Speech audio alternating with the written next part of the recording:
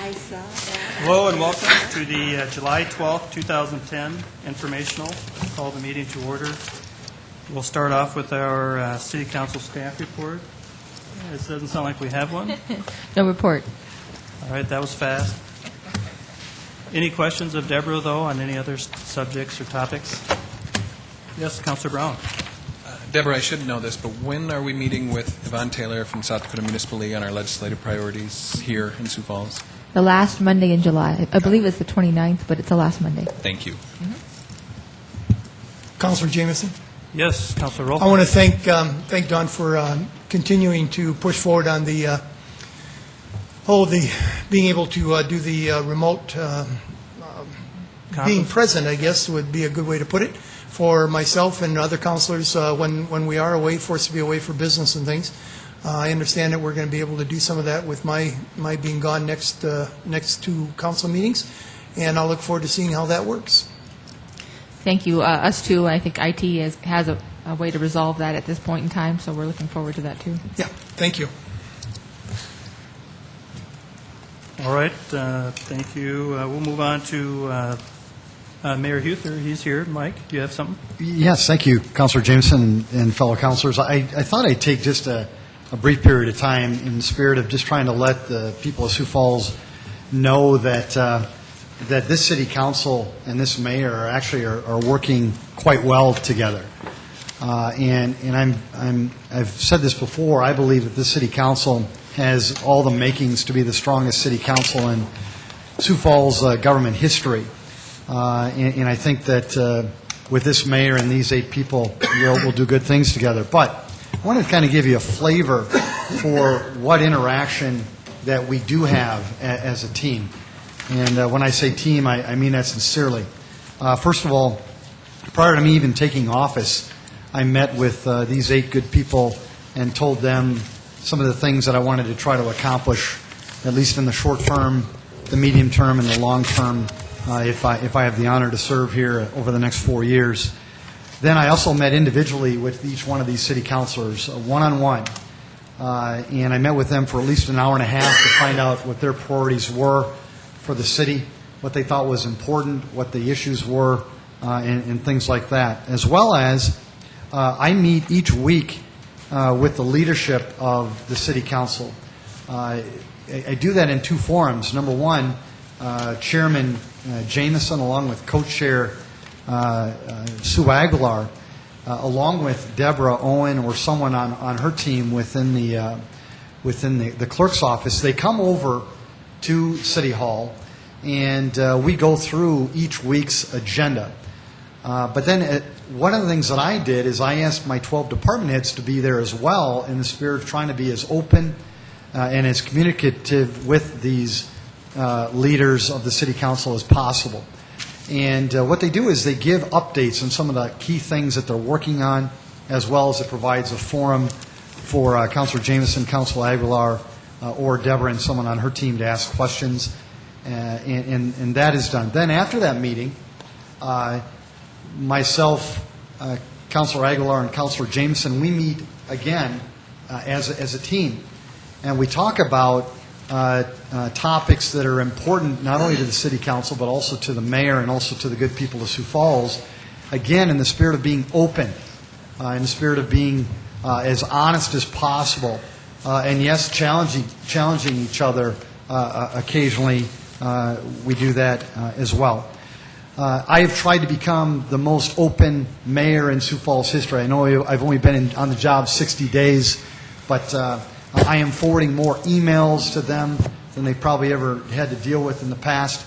I'm responding to as many emails on my own. I've got no one else doing it for me. I am responding to these emails that come from whether it's Councilor Entenman, Councilor Aguilar, Councilor Brown. I'm responding to them. I don't have somebody funneling it for me or channeling it or funneling it through somebody other means. It's me interacting directly with these city councilors.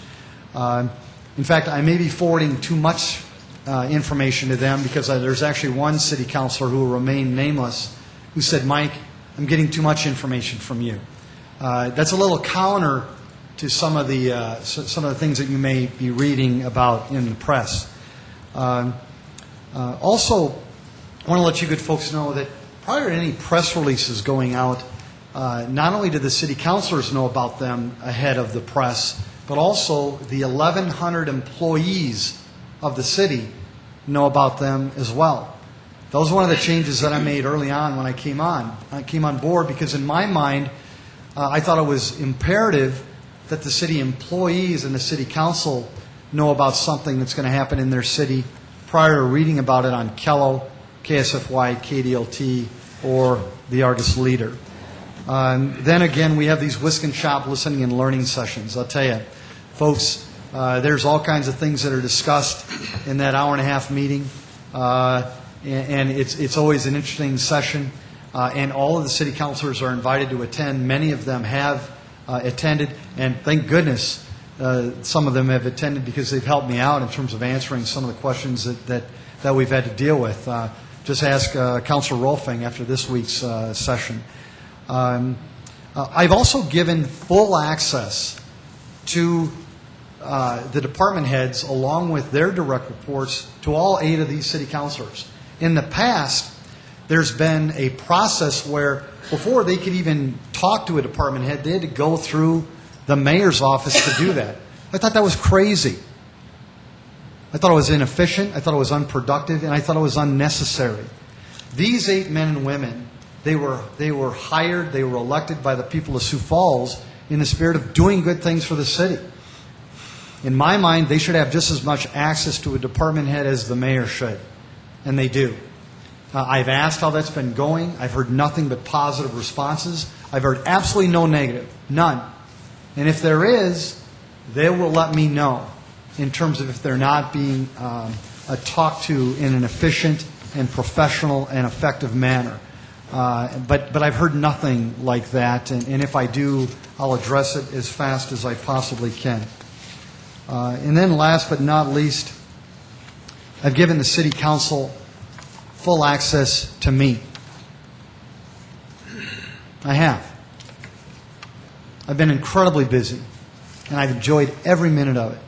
But I'm trying to give them access to me, so that if there's something that they don't like that I'm doing, if there's something that they don't like that my department heads are doing, or if there's something that they don't like in the city, they'll come to me. They will. I can't guarantee you that I'm going to get to them within an hour after they send me an email or they give me a phone call, but I'm trying to get back to them as soon as I possibly can.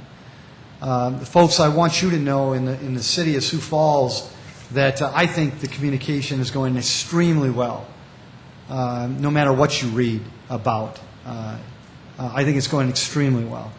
Is it perfect? Nope. Can it get better? You bet. But I think we're on the right path, and I look forward, again, to working with this City Council and working with all of you to make great things happen in the city. Thank you, Councilor Jameson. Okay, thank you. Any questions of the mayor? Okay, seeing none, we'll move along.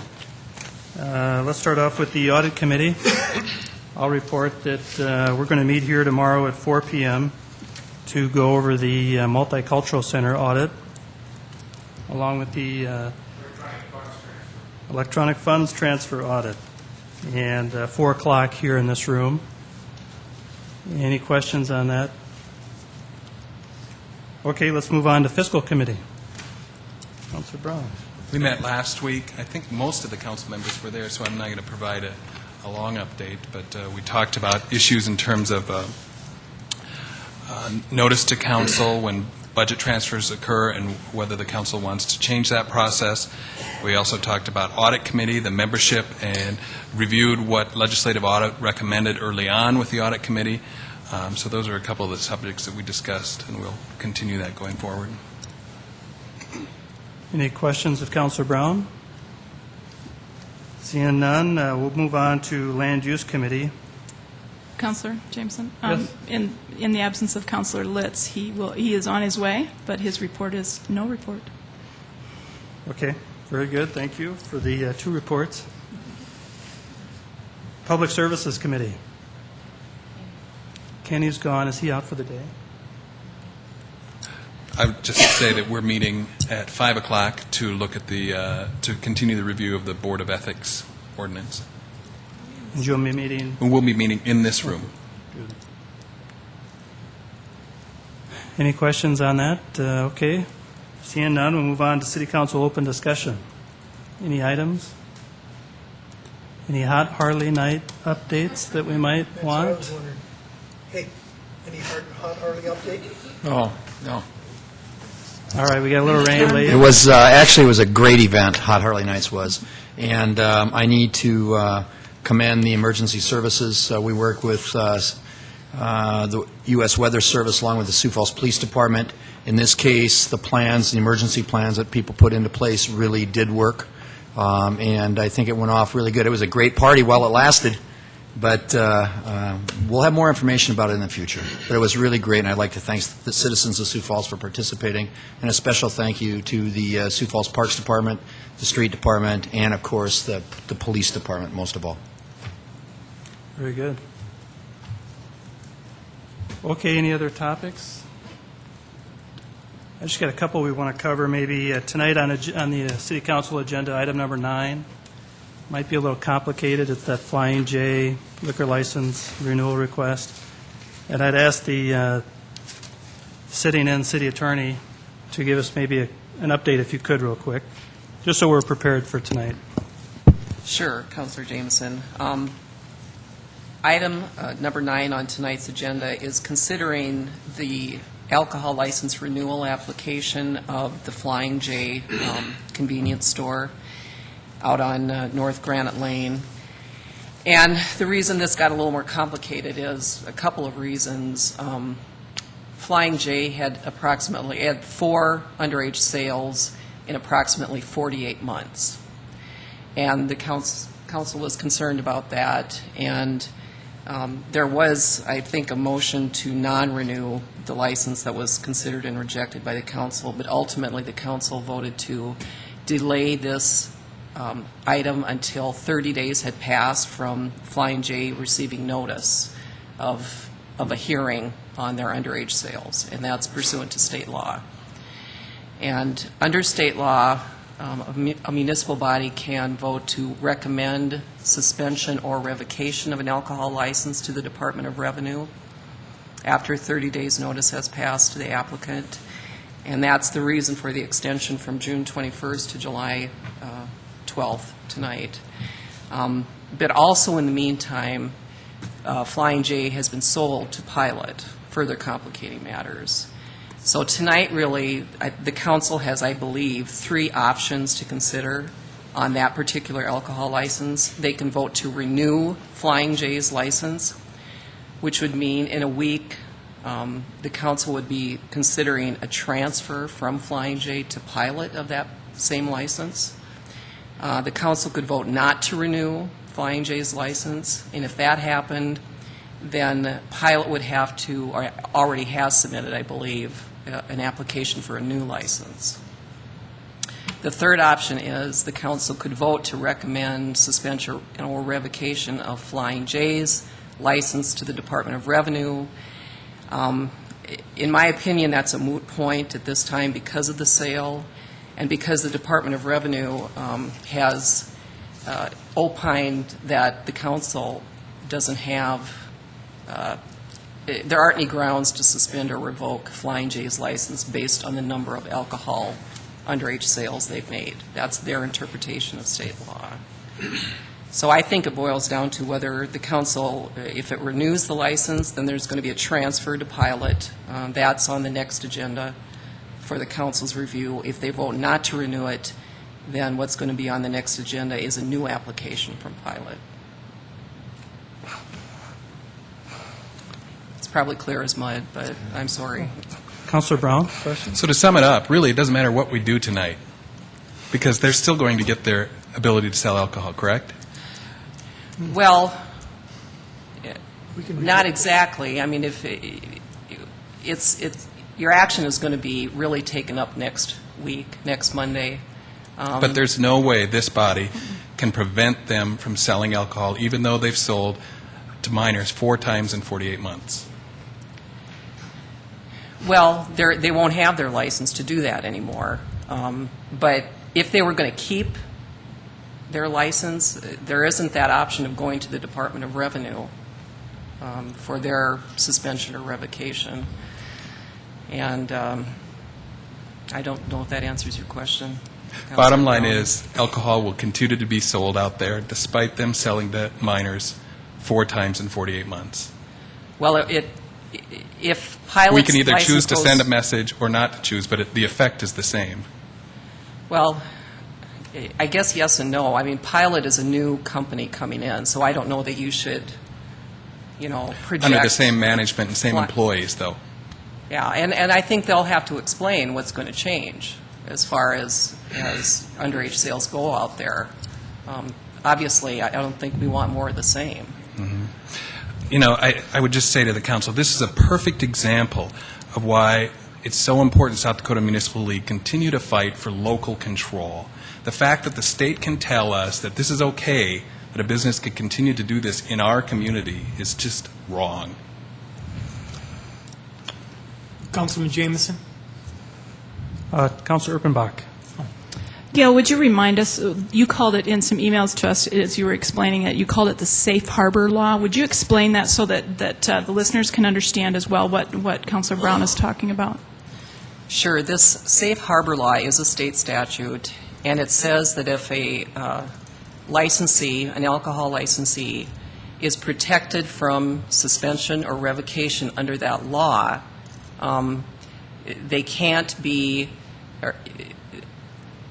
that law comes into play if they don't have more than 2 underage sales in 24 months.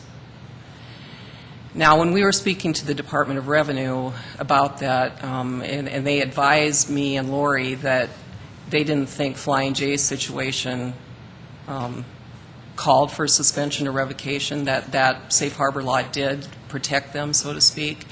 I asked, does that mean a licensee can sell to an underage person like once a year? Because that, to me, appeared to be how they were interpreting it, and they agreed that that was it. So, to me, it meant 2 in 24 months, and that was it. If there were more sales than that, then that safe harbor law didn't come into play, but the Department of Revenue differs.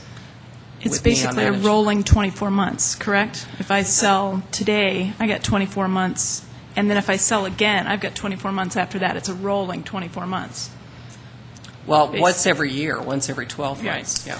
One other question then, when and if the pilot, then they make the purchase, they then also apply for and receive a new license, do the underage sales that we have recorded now, do they stay on the record for that location, or are they part of the record for that license, so that they effectively go away with the new license? Does that make sense? Clean slate when we start with a new license? I'm not exactly sure. Lori would probably know, but I would think it would not go with the location, but it would go with the Goes with the licensee. license. Yeah. Thank you. Councilor Rolfing. Well, that kind of answered my question, I guess. I thought maybe that if we transferred to pilot, then we would be able to, we could deny the transfer. Could we not? Well, And therefore kill the whole thing? Well, you could, but I bet you would be challenged on that. Okay. And I think you would have a problem, to be honest. If you're basing a decision on pilot with what Flying J did. Yeah, that would be, right. Okay. Councilor Brown. Just one other comment. Gail, I really appreciate the research you've done on this, because this is the first time even though it's as clear as mud, it's clearer than it ever was before. And it's clearer that we have no control over this issue and that the state is trying to control local governments in this. So I appreciate your research and you trying to wade us through this muddy water. Sure. Yes, thank you. Again, Councilor Litz and Anderson, we were just discussing item number 9 tonight with the Flying J issue, and we're just encouraging, asking any questions here if you had any.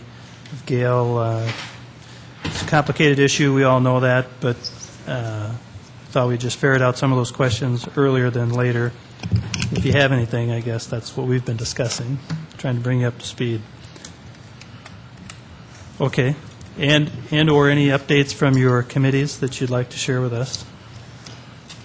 There's no report from land use. Any- Public Services meeting after the informational. Okay, we got that.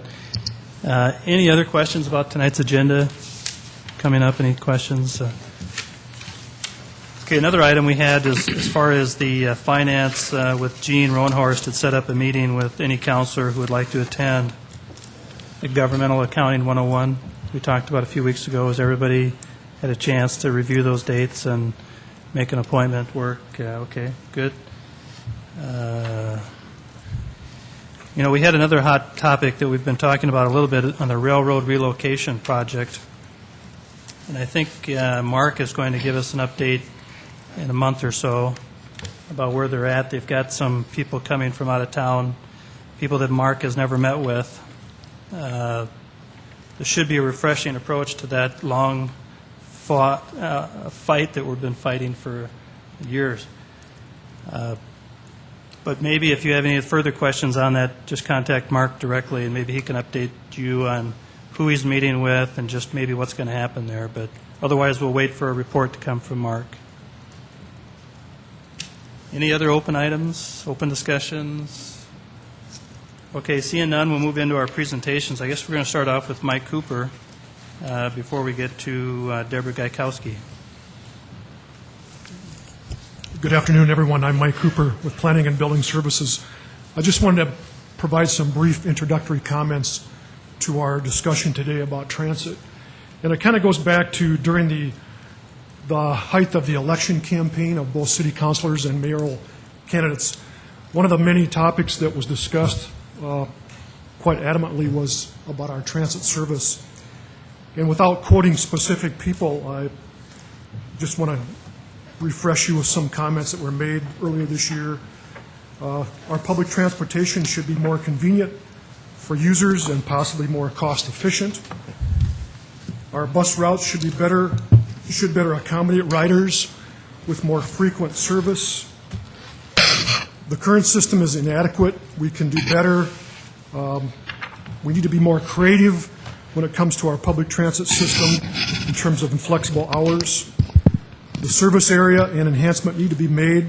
It's a very expensive service. The city needs to do a better job of balancing between our fixed route and our paratransit service. The bus system is inefficient, with buses often traveling empty. And that wasn't said by anybody in this room today, but it was said. And then the scheduling of the bus service is a big problem. It takes too long to get around. Our transit system is a very critical service that we provide to the city. It's over a $7 million annual investment. And as you'll hear today, the good thing is that our ridership keeps going up, and we're very proud of the service that we provide. But there's no doubt that we know that we have challenges when we hear comments and we continue to talk to people about the availability and the quality of the service. And so what we want to do today is just give you a brief overview by Deborah Gaikowski and Karen Walton of what we have done, what we're currently doing, and some ideas for the future that we can make our good transit system even better for the citizens of Sioux Falls. So that's my introduction. Good afternoon. Deborah Gaikowski, Transit Planner with the city. First of all, I'd like to start off just by telling you about some of the benefits of transit and what it does for the community. First of all, there's a quality of life. There are many people within the community that just don't have the means via income or the physical ability to drive their own cars. So the transit system gives them an opportunity to use the community's services and to get around and to actually participate in the things that are going on within the community. So that's one of the greatest benefits of all. There's also economic benefits. The transit system gets people to work. And not only does it get people to work, but it creates a larger workforce pool for employers within the community. And then by getting people to work, you're keeping people off of social services, which saves us all money. Another thing is environmental impacts. That is a huge buzzword right now, but it is also very important. It gets cars off of the road, relieves congestion, reduces greenhouse gas emissions, and in the long run, you can really save on road improvements, on the cost of road improvements. And then transit provides transportation options. Those that are really wanting to reduce their transportation costs and reduce the amount of money that they spend on that every month, this provides them an option to be able to do that. Our transit system is, the city owns all the vehicles, they own the facility, but we hire a management company, First Transit Incorporated, to manage the system for us. We have a management contract right now that runs until December of 2014. This is the first year of the 5-year contract. We pay a management fee every month, and this year we're paying right around $139,000. By the end of the 5-year period, it goes up incrementally each year. We'll be paying about $157,000. So at this time, I'd like to have Karen Walton, the general manager of Sioux Area Metro, come up and just tell us a little bit about the system and the operations of the system. Good afternoon. Karen Walton, Sioux Area Metro. Can't read with these. What I'm going to do is I want to kind of talk about, she's going to be talking about future things, but I'm going to talk about kind of what's happening right now. Just a brief overview of our transit system. We have 29 30-foot buses that operate on our fixed route system. We have 2 trolleys that operate in the downtown area, and we have 23 of the smaller paratransit units. In addition to that, some of our other capital things that we have a 40,000 square foot facility that houses our administrative and our maintenance facilities, and that's located on 6th and Weber. We also have our main transfer center is called the Bus Stop, and it's located behind the Shriver Building downtown. And we have a smaller satellite transfer center called the Southwest Center that's located on Louise, right by the mall. All of our buses and our facilities are ADA compliant. Now, you really can't talk about transit unless you know the terminology. You know, Deborah and I, we speak this lingo every day, so I do want to take a moment or two and just kind of explain some of the terminology that you're going to hear. First is fixed route. Okay? Fixed route is these buses going on a predetermined route, stopping at predetermined bus stops at predetermined times. This is usually what you think of when you think of a bus system. The second thing you're going to hear quite often is paratransit. Paratransit is a federally mandated curb-to-curb program for people who cannot access the fixed route system. Now, there seems to be kind of a misconception that anybody with a disability can ride paratransit, and that's actually not the case. Paratransit is literally for the people who cannot ride on the fixed route system, somebody who maybe has physical or mental challenges that are very, very severe. An example of this would be maybe somebody with Alzheimer's disease. We also have a large group of paratransit riders that are considered conditionally eligible. Conditionally eligible essentially means that, for the most part, these people that have disabilities can ride the fixed route system, but there may be instances where they cannot. For instance, maybe a person in a wheelchair can get to the bus stop, except maybe when it snows. So he would be conditionally eligible for when we have a snowstorm out. Another term you're going to be hearing, especially recently, is a demand response system, because we just started one up maybe about 7 or 8 months ago. And demand response means that we send the bus to where the people are when they need to go. Paratransit, for example, is demand response. But on evenings between 8 and 10 o'clock at night, after we put the fixed route buses to bed, we actually leave a few of the smaller paratransit units out there, and we open it up to anybody who needs it. But they have to meet the rules of the paratransit, call the day before.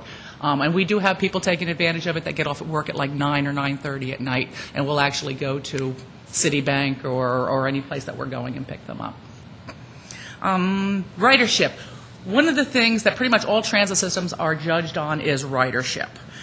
Just to give you kind of an idea of where we're standing at, nationwide, public transportation, pretty much all the transit systems have a goal of increasing their ridership 3% every year. That's their goal. We are far surpassing that. Year to date so far this year, we are at 4.5%. For the last 4 months, our ridership has increased 8%. I mean, it is skyrocketing at this particular point. What does this mean? These numbers put us on track for 1.1 million rides. That's 63,000 rides more than we gave last year, which was also a banner year over the year before. I attribute a large part of this is recently there's been a lot of marketing out there. We've got brand new buses. I've lived all over the U.S. and I've done a lot of transit systems, and we got the coolest buses around. I'm sorry. We rebranded the system recently. We had a lot of public participation in that. We had posters up. We got something like 200 examples of what our new bus system should be called. My favorite was Snuffle Up a Bus. And just overall, we've increased the marketing of the system. You can't expect to sell a product if you don't get the word of the product out there. Passengers. It is, we as an industry, as a transit industry, we've already kind of recognized that we have a problem. We have an image problem. People think of buses, they think of belching, dirty buses with passengers that are poor or mentally unstable. In fact, here in Sioux Falls, you're going to find that is actually not the case. You jump on one of our buses here, and you are going to find professionals in suits. You are going to find grandmothers going to doctor's appointments. You're going to find teenagers going to the malls. And yes, you're going to probably find a few homeless people and maybe people on work release getting to jobs. You will find every facet of Sioux Falls riding our buses at this particular time. I do want to take a moment and talk about our safety program. Actually, I want to brag about our safety program. Last year, we won a national award. Just to kind of give you an example why, we have over 100 employees.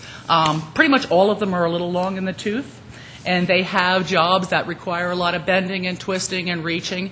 All of last year, we had exactly 2 workers' comp claims, and no lost days at all. I think that's actually something to brag about. Accident-wise, the industry, once again, the industry goal is to have 2.5 accidents per 100,000 miles. That's our little statistic that we work on.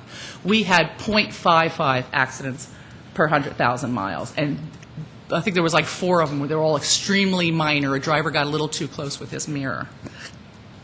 Our safety program is very vigorous. We have monthly required safety meetings, safety messages being broadcast by the dispatchers at least 5 times a day to the drivers.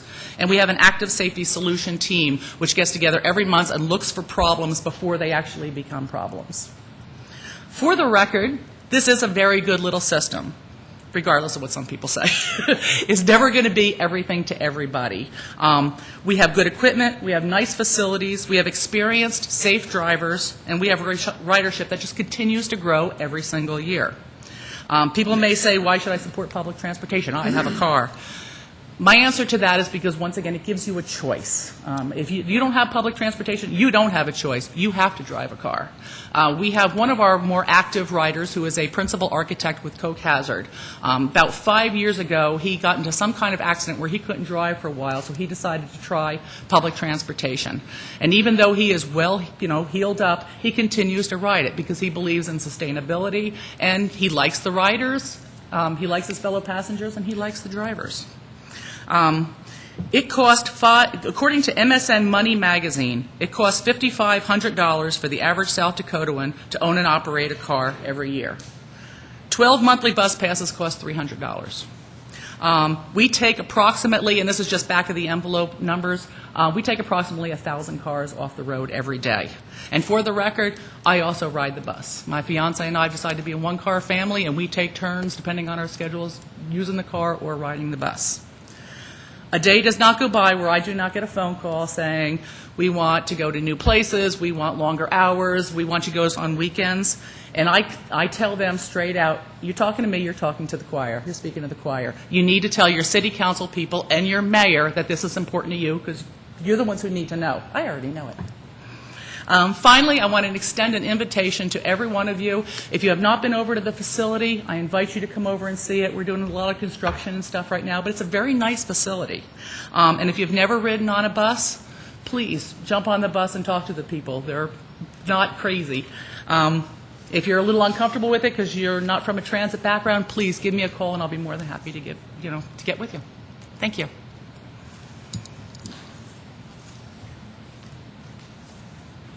I would just like to touch a little bit on the marketing aspect that Karen referred to. We do have a transit marketing committee that meets once a month. We have members on there. We have 2 city council members, Kenny Anderson and Greg Jameson. Greg has shown up for just about every single meeting, which has been great. It really shows the other members that there's some interest in transit.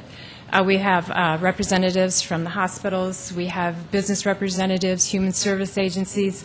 It's gone very well, and you can tell by the increase in ridership. I think it's been a good thing, and it's been a benefit for the transit system.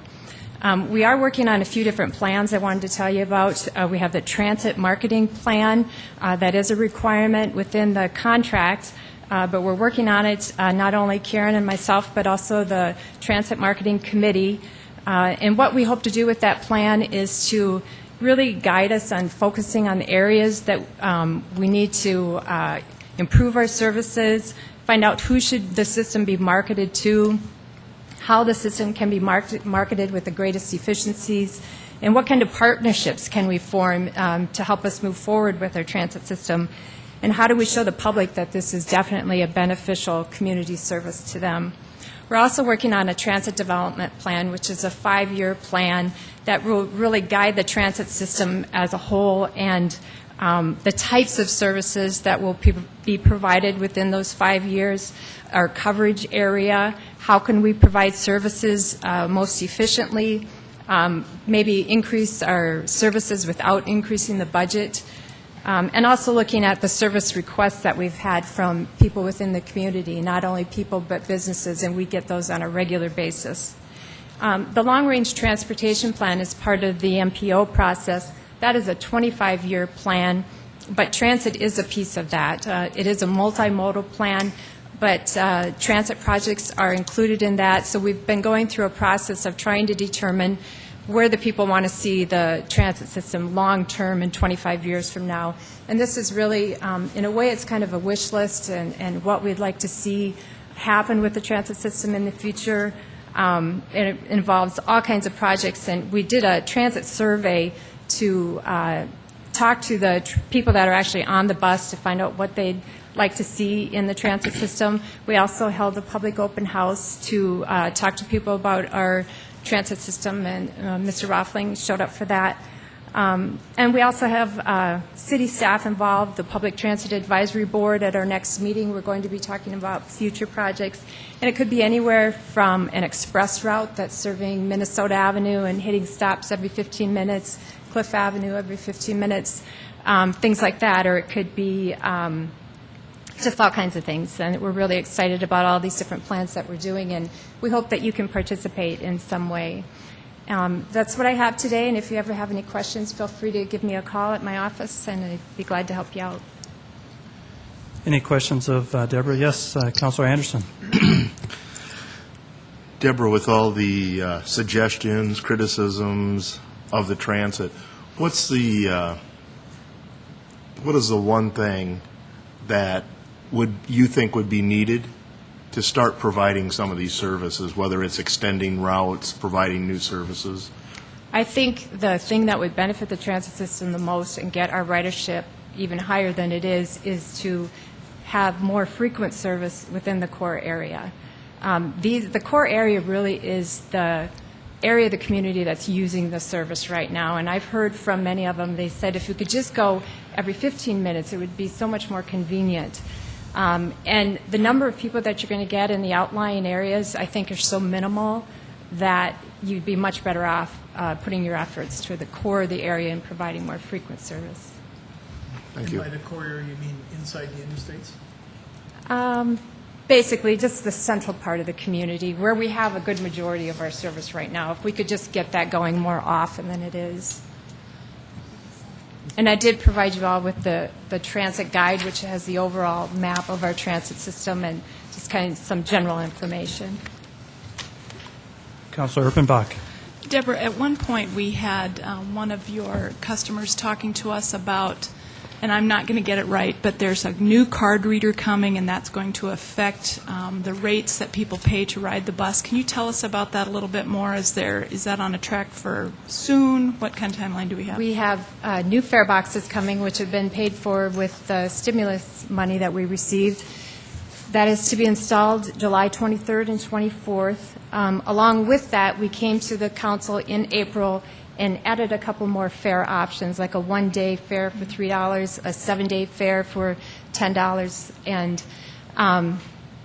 it's been kind of a long process. We thought it would have been all installed already. Some of those fares we can't really implement until we have the card reader system to do that, because if you have just a paper pass that you give somebody, you have no way of knowing whether they've used it that day or when it's valid, because the card reader will actually print on the back of the card and give us all that information. So we are on track. We're still hoping to start that July 23rd and 24th, so it'll be the 26th would be the first day of it. But the cards themselves may just be generic cards for the first 2 or 3 months, but eventually we hope to have our logo on them and things like that. But we are moving forward with that. Good, thank you. Councilor Brown. Deborah, I'm not sure if this is for you or Karen, but Karen was talking about, I believe it was called the demand route service. Demand response. Demand response. Mm-hmm. What are the numbers? What kind of numbers are we seeing in that are using paratransit buses? Just recently, we switched it from just the demand response pilot project, and now we have both paratransit riders and demand response included. So that's why I'm a little confused as to what the numbers are. Before we did that, when we had just the pilot program going, we had, I think it was like 150 riders a month approximately using it within that time frame, and which is really great because, I mean, these are people that were out there before that didn't have any option other than ride a bike, walk, or a taxi service, which can be extremely expensive. And this is $4 a ride. Okay. And then Karen talked about the marketing that is contributing to the growth, but are there other reasons you think we're seeing growth in ridership? And we have for a number of years, but I think a lot of it is people are much more environmentally conscious and people want to do their part. And not only that, but the economy is kind of down, so people want to cut back on their transportation costs as well. So I think it's just a combination of a lot of things. And then I appreciate what you said about the demand in the core area, but what are the top 3 destinations that you get requests for us to serve? The really big one right now is the northwest part of the city, out by Esurance, First Premier, I think it is out there, and University Center North. And we get to Southeast Tech's we campus, get to right, but not Southeast north Tech, of there. Right, that's as far north as we go. And it gets really difficult because the further you go out, then the route gets longer, and then the longer the route, the less likely people are to use it because it's not convenient. So you almost have to have a hub out there and go from another point. And then I get emails over a period of time for, I believe it's the Sanford Clinic in South Minnesota and 69th. Would that be among the top 3? When I first started 3.5 years ago, I heard of that one all the time, and I just don't hear of it quite as often anymore, and I'm not quite sure why that is. But I do realize there are several clinics out there, eye clinics, dentists, medical clinics. So, a while back I used to hear about that a lot, but I haven't recently. Any other big demand areas that you're hearing of? I'm missing one. It seems like there's one other one, but I'm missing it. Do you think of it? That's it? Pretty much it, I guess. But, Okay. I mean, the northwest area is really big. And there's also HUD multi-housing out there. They built a HUD facility for low-income people with no transit service. So. Thanks, Deborah. You're welcome. Any other questions? Deborah, if I could, the rules that currently set up, the city receives funding from the federal government, but as soon as our population base reaches, I believe, is it 200,000? That's correct. The rules all change. Could you? Yes, when we reach population of 200,000 per the census, we will no longer receive the 5307 program funds, which is the money that we use for our operating assistance. And this year we received approximately $2 million out of our budget from that program. Just one of the things to think about is that we need to get the system right prior to that date, because then the full cost of the system is going to come to bear on the city, and we need to make sure it's a good operating system for everybody. I'd like to share a story, if I could, Deborah, if you don't mind. Some of those headlines that Mike brought up a couple years ago when I ran for office, I made one of those comments. My comment was, and I'll own up to it, was that I thought the City of Sioux Falls would be better off buying a used car for everybody who rode the bus than for the city to subsidize it the way they have. And under the encouragement of Mike Cooper and Deborah, to get a little more information about the transit system, I did that. And that's why I got involved with the marketing committee to try to understand that system better. And I was challenged to ride the bus. And I took that challenge a few months ago, and I am ill-equipped to ride the bus. But I learned a lot. And I think what Deborah and Karen and Mike are after today is to continually educate the rest of us on just how important that service is to the rest of the citizens that aren't as fortunate as we are, and some who just use it out of a different respect for the environment than some of us might have. But I don't want to challenge the rest of the councilors or mayor, maybe, to ride the bus sometime. And the way I did it is I picked an appointment that I had. It was downtown at City Hall, and I rode the bus to that appointment. I was late because I didn't know the system very well. I wasn't educated on it. But afterwards, I became very aware of the challenges that the system has in general, from my point of view, from a guy who's never ridden the bus before, and to this date has only ridden it once. An insight to what that service is all about. So I would encourage the rest of the councilors and the mayor, if not, but anybody, to take a ride on the bus, take it to an appointment, use it like a regular person would do it, and become aware of the service firsthand. I think you'll appreciate it more as I did. So just my little story. And I'd just like to say that Karen has offered her services to anybody that would like a companion to go with you to help you along the way. Yes, Councilor Brown.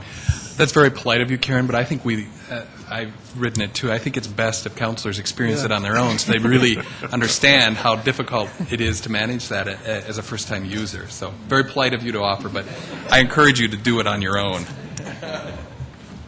It is quite a challenge. I had done no research prior to getting on the bus, and I felt like I was inadequate to even ride on it. I didn't know when I needed to get off, which bus to get on. I had to look at the charts. And all these other people who were riding the bus, you know, they were just chip-chap, right on the second, right on the moment. They knew which bus to get on. They knew when they were going to get there. And I was fritting and fratting over my timeline. It was quite a stressful morning for me, and then returning home. But I agree with Councilor Brown. Do it on your own. Walk up there just like you know, and you know everything like you probably think you do, and just ride the bus to an appointment. I think it'd be a good experience. Okay, anything else? Deborah, thank you. Thank you. Mike? Yes? Just one final comment. I appreciate your input and your comments and your suggestions for the future. And as we talk about providing more service with limited resources, I know in talking to Mayor Huther, this idea about enhancing the core area service, and we're going through and we're doing an analysis of every route, every stop. And if we look at efficiencies within those existing routes, that might allow us to provide more expanded service in some of these other areas. So that's part of the challenge that we're taking on as we go through this development process. Great. Thank you. Okay, we'll move on to our next presentation and or topic, I suppose. Maybe it's regarding the CIP. We've got it listed here as a council working session. We're going to feature Mark Cotter, Public Works Department. Mark, welcome. Thank you, Counselor. We've got some familiar faces with us. We've got an enormous team that actually manages the capital program. So today, we will do our best to answer your questions through the working session, but since it is time in advance of the budget adoption, if we can't answer it today, we'll just write it down and we'll send you a memo.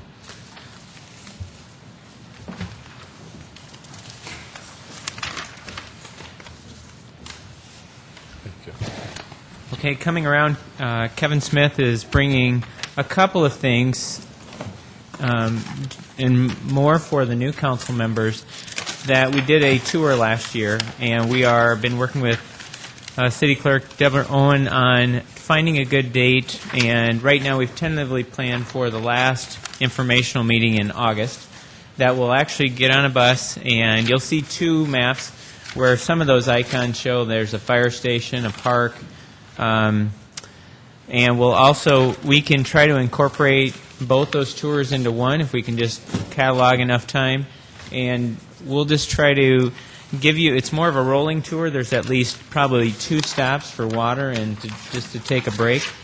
But other than that, it's just a tour that we'll actually have.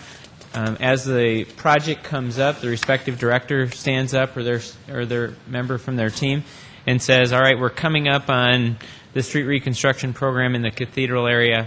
It is, our 3rd year in the cathedral area. It just gives some background and we drive on. So we want to try to maximize your time. But that's something we started last year, and hopefully you'll see value in it, and we'll attempt to repeat it this year as well.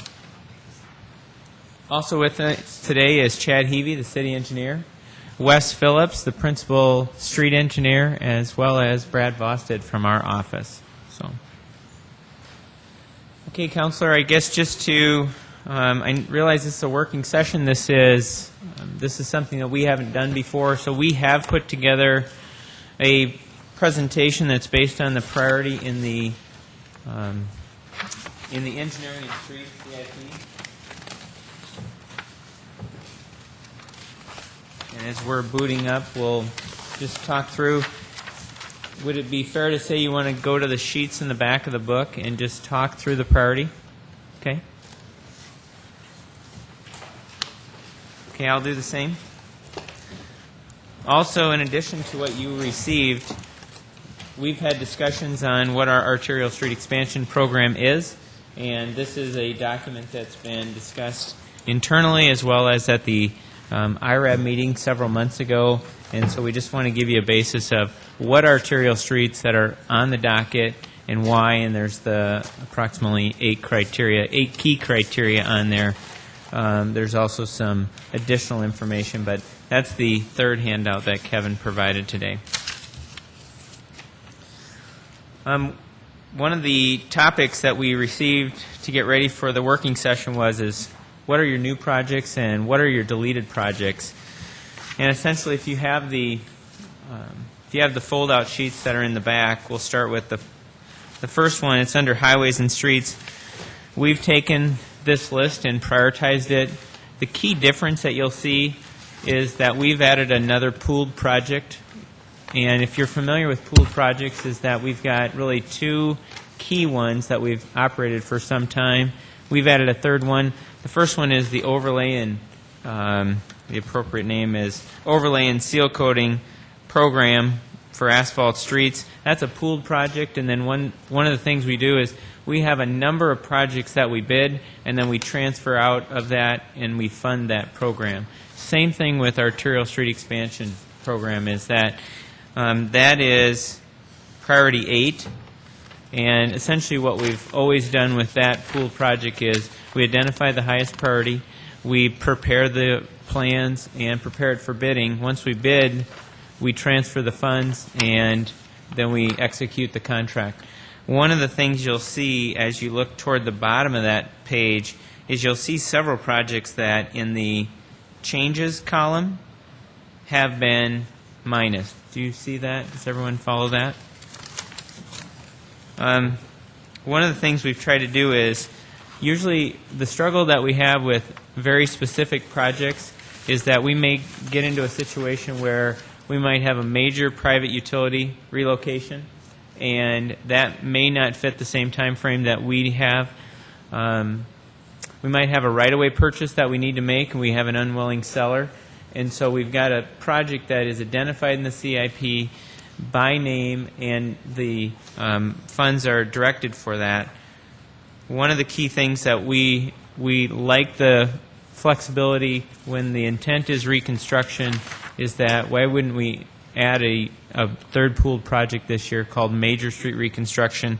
That is priority 5, and we essentially will bring those line item projects into that have the intent of reconstruction, but also the flexibility if we start down the design path for a particular project and find that we either have a major right-of-way issue, we might have a significant utility issue that an enterprise fund wasn't ready for, it gives us the flexibility to go to the next project.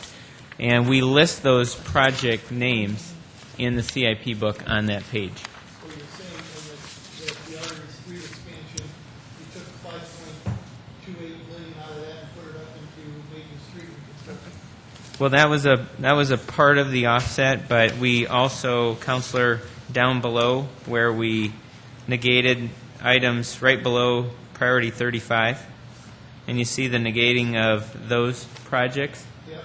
That also is funds that have been directed in, and so it's a balancing approach. So all of that, plus the number 5, the 4.073 million adds up.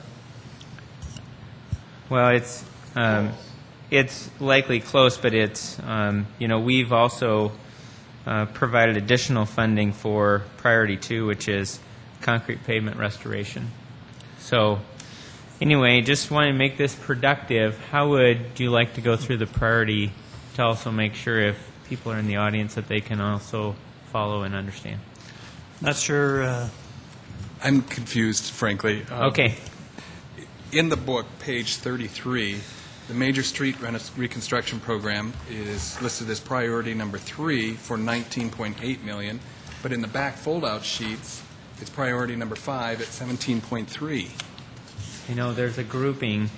We group highways and streets in these summary sheets, Counselor, and they are, this is a combination of engineering and streets CIP. And up front, mine's tabbed out. Engineering is one of Highways and Streets Division, and then Streets is the other. So I can try to make sure that if we talk about a priority, I'll make sure that you know what the priority is in that section of the book. So the fold-out pages are the total? The fold-out pages, Counselor, are a combination of streets and engineering CIP.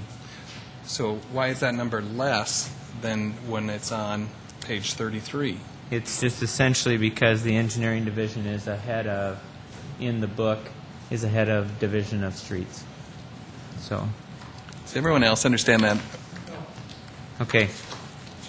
Why don't we do this? If you go to page 71,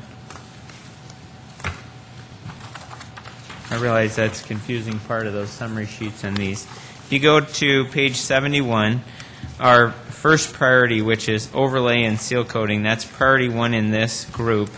And that gives you the basis of what the funding level is for that project. It also corresponds to priority 1 on the sheet. What you'll see is then we've got another project, which is concrete pavement restoration, joint repair. That's our truly in highways and streets, because essentially those two divisions are the two divisions that make the investment into streets. Okay, and now if you utilize this, the only thing else I could likely do is have a column added that correlates to either division, but I can see where there's some confusion since you have the fold-out sheets and you're looking at the group of highways and streets. So then neighborhood restoration projects, project 3, that's when I realize internally we know that that is an engineering project. What number on page 31 or 71 in year 211 corresponds to a number on here? Page 71, which is overlay and seal coating program, Right. which is funded at $31.9 million. Right. On the fold-outs, that is Okay, priority way 1. on the right. Right. Gotcha. Go slow. Go slow. Okay. Mark, Councilor Urbanbach? I just wanted to make sure your original question got answered, Mark.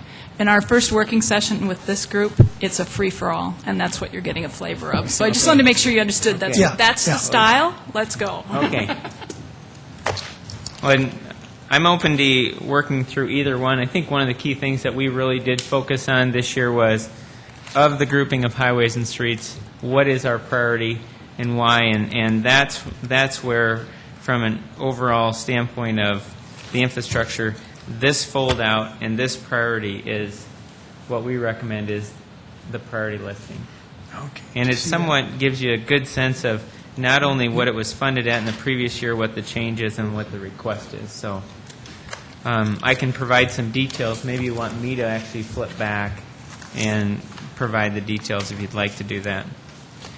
So in essence, then, we should be able to go through here on each one of these and pick out City Hall fire sprinkling, 215, and it should match up. Each one of these should match up on the right-hand side for the total spending over 5 years. That's right.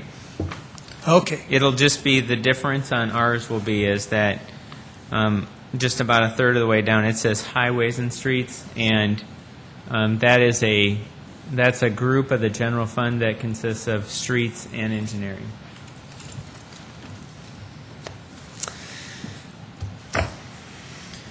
Okay. But again, our biggest change this year from a new or deleted project was to identify major street reconstruction to give us the flexibility to identify several streets that are in that priority, and we have them listed up front, but then we also make a recommendation on what should we do in 2011. And just particularly for that project, it's 10th Street, which is from Kiwanis to Western.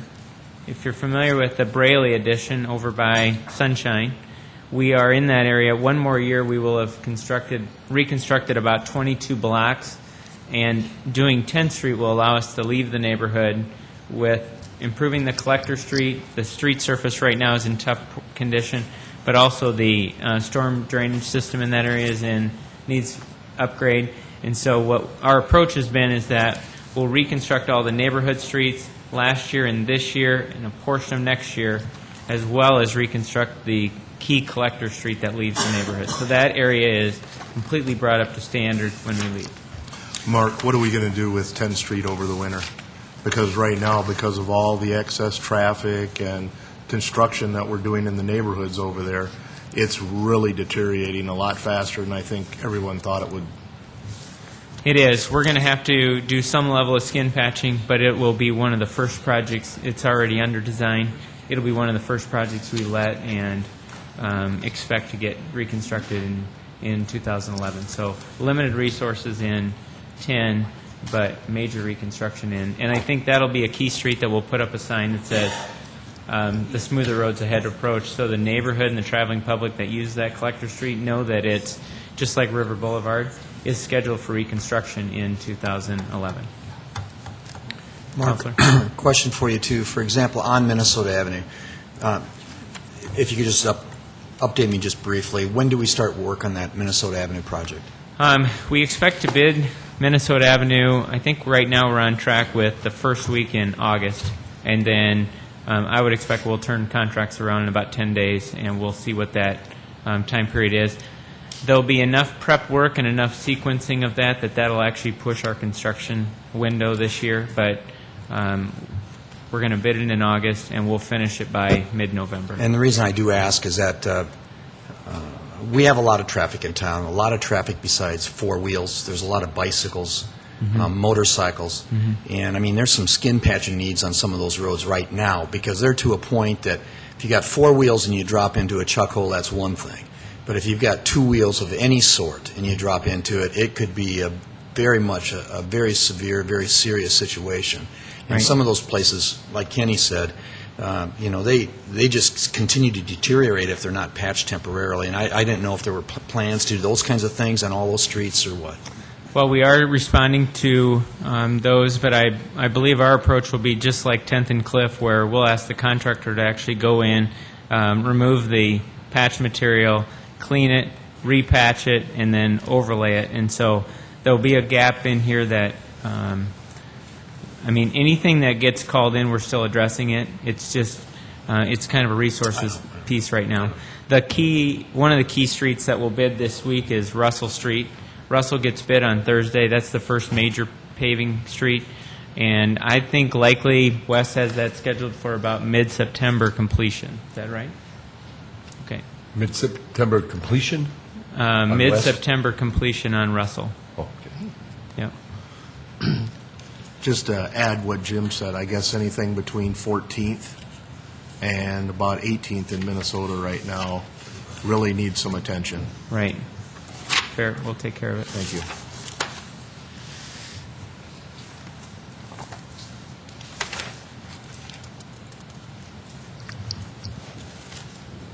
Okay. Would it help to go through the priorities or not? If I may, since we're sort of charting different territory here, I have questions on a number of projects where there was drastic differences from previous years to this year. Okay. With the patience of the council, I would like to run through some of those, if that's all right. At first, I'd like to start off with a big picture on page 6 and ask why we're seeing some drastic differences in some of the funding on the sales use tax fund, and I assume it's because we're projecting less growth than the last CIP book. But let's start on page 6. Under the engineering line, Mark,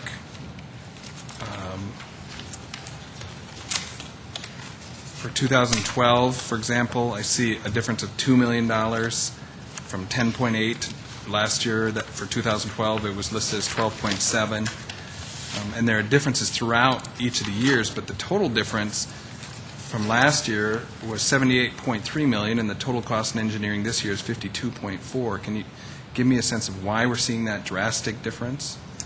Well, one of the key differences is shifting in the short term to more maintenance-driven, and so we're shifting some of our resources to concrete rehabilitation streets. We have taken some dollars, as you can see in the plan, out of Priority 8, which is on your summary sheets, on the arterial street expansion. And again, if we shift a project, and you won't see that on the summary, that's something that we can certainly change. If we shift a project funding from engineering and put it into streets, it's still under highways and streets. The investment is still going into streets, but it's going into a different category. It's going into more of the investment, or the maintenance portion of it. Okay? And then the next line, engineering, the 0.08%. Last year it was $19.9 million. This year the total cost over the course of the CIP is $17.7. Now I assume that's because the estimates were high on that 0.08? That's correct. We've obviously corrected what we believe the revenue growth will be on overall sales tax, and then that one just follows on what we believe the 5-year growth will be on sales tax. So we've made that reflect. One of the other key differences, Counselor, is the amount of platting fees that we've corrected out of engineering. And, initially when we rolled out the program for the platting fees for arterial streets, is that, we were going under the premise of the absorption rate of where we were at for a number of years, and that essentially has corrected to about 5% of what we projected. Remember when we originally brought it forward, we were estimating about $6 million a year. Mm-hmm. And we knew that there was going to be a ramp-up period because, any policy change would do that, but we also had the factor of the economics. Last year we received approximately $300,000 in platting fees. This year we're on track for about the same amount. So we've taken what I would consider very conservative approach on platting fees. That is something that we can, I think, react to fairly quickly if we see the market coming back strong. Those dollars have to go into arterial street expansion, and we'll correct those accordingly. But I think the estimates are conservative for 11, but I don't think that they're ultra conservative.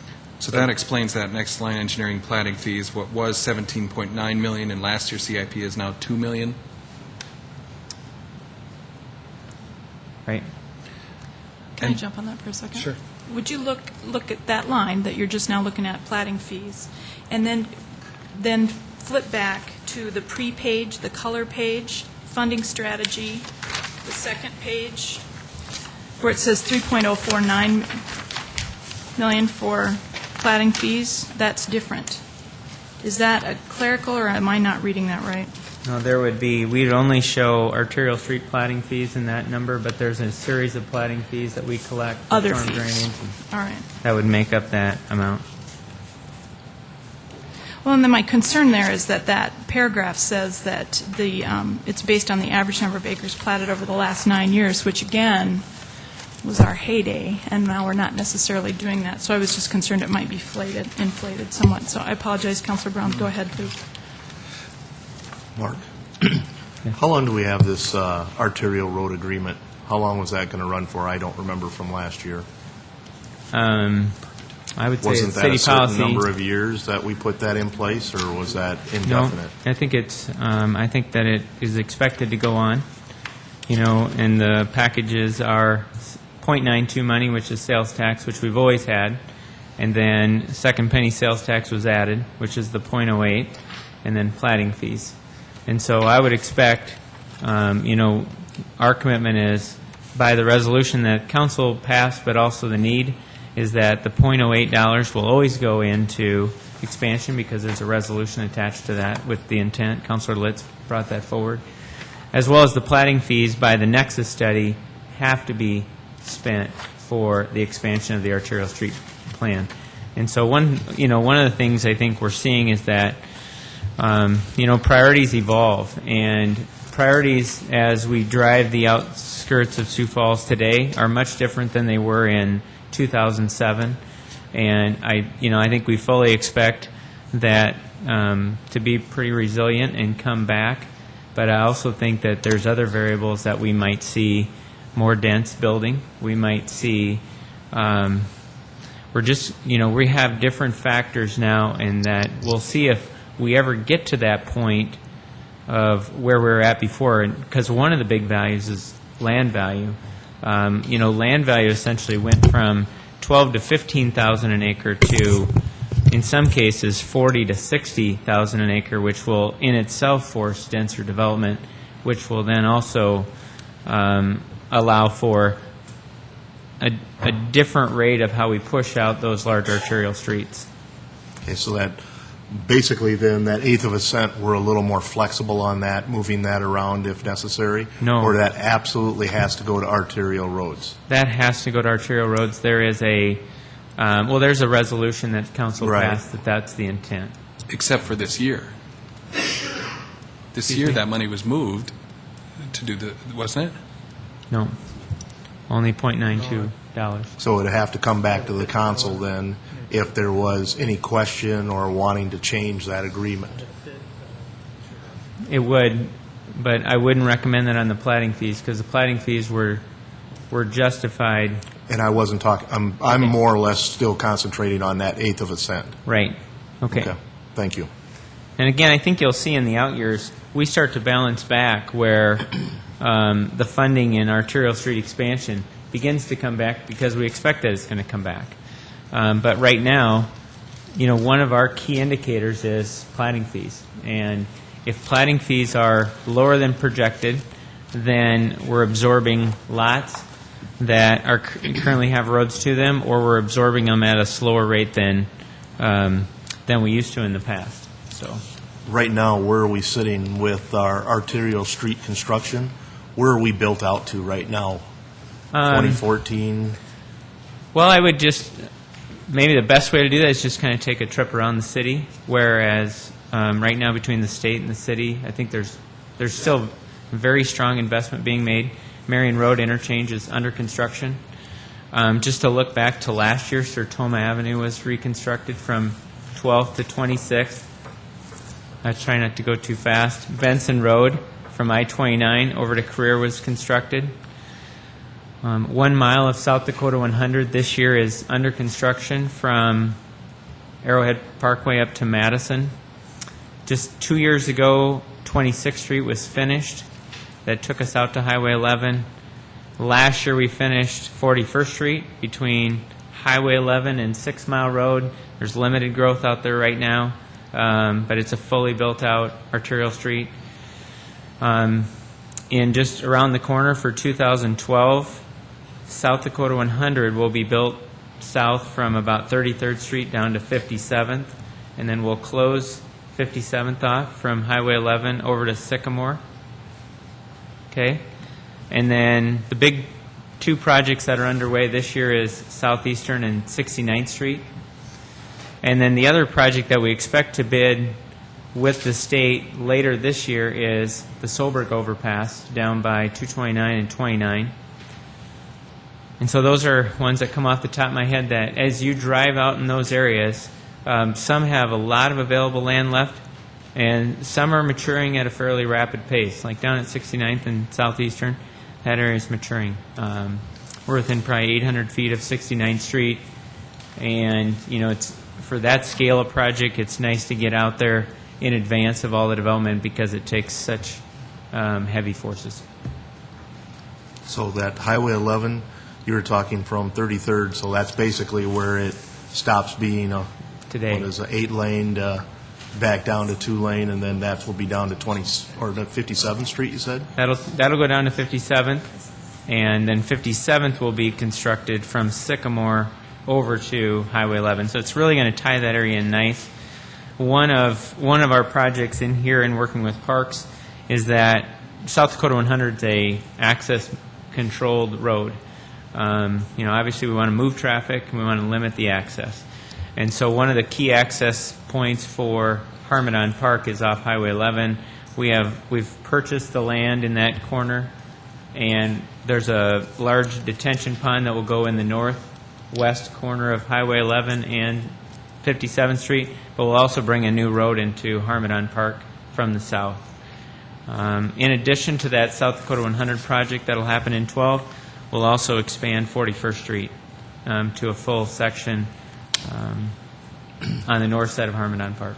But that construction there is in 11, right? It's not in, is it in 12? That's in 12. For Highway 11. Right. So we'll be doing all that during 2012. Mm-hmm. Okay, thank you. The DOT essentially will. We're working in conjunction with them. Council and Mark, if I could try to bring this back to center. Okay. And if we could, maybe just as a general thought, Mark, right now as it's proposed, roughly has about $30 million to spend over the next 5 years. And I thought it might be helpful if Mark shared with us for his order for 11, 12, and 13, 14, 15, the order of projects he would like to do and why. And we should absorb that as a general scope of, consideration. This is meant for us to understand his rationale for making these in this order, and then absorb that. If you've got a project you think is more important in a previous year or a later year, that's what we can kind of discuss. I think, Mark, if you could help us just kind of recap what you intend to do and what you'd like to do in 11, the priority list. And by far you should know that 11 is the year that when we vote on it, that becomes cemented. The other years are all flexible, and it's a plan, and there's meant to be flexibility and changes. But when you consider this in your final opinion, look for that. Pick that year as your most important year, the year ahead of us. And then we'll consider all other years. But so I think that might help us stay on track and just stay focused on what our intentions and plans are for the council. So, Mark, does that help you? It does. Okay, yeah. Provide some direction. I'll do my best I can here. We can go to the respective sheet. One of the key things you may want to do is go to page 52.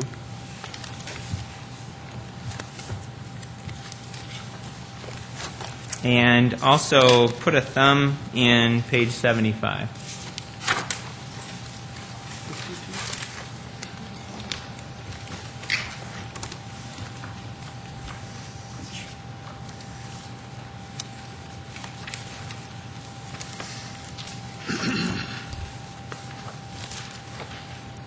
Does everybody have their budget books? If we need one, do we have an extra one? Everybody? Do you not have them with? Do you have an extra one, Mark? We have one, I think. Yep. Could we?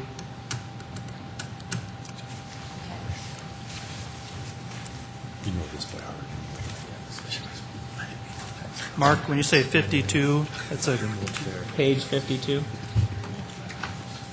It's a map in the back of engineering's group. gotcha. And then Chad, you Everybody want good? Chad? Okay. Okay. Well, one of the key things that, and then also have a thumb on page 75. And one of the key drivers in both programs of street, and remember, street is really, that's Gail and Huber's division, and that's really focused on maintenance and extending the life of streets. Engineering really focuses on capacity, adding turn lanes, reconstructing streets, or extending large streets. So there's two different buckets, but both are investments that get made into streets. We've got a couple of different plans that help guide us each year. Now with Wes as the principal street engineer, we have a pavement management software that every street in town gets looked at least every 2 years. If it's a major street, it'll get looked at every year. And then we put the data in that the teams actually go out and physically observe, and then it creates what we call an overall condition map. And some of the counselors have seen those in the past, and essentially gives us a rating from good to bad, but it's more complicated than that. And it really gives Wes and his team a chance to look at where they should be putting the investment.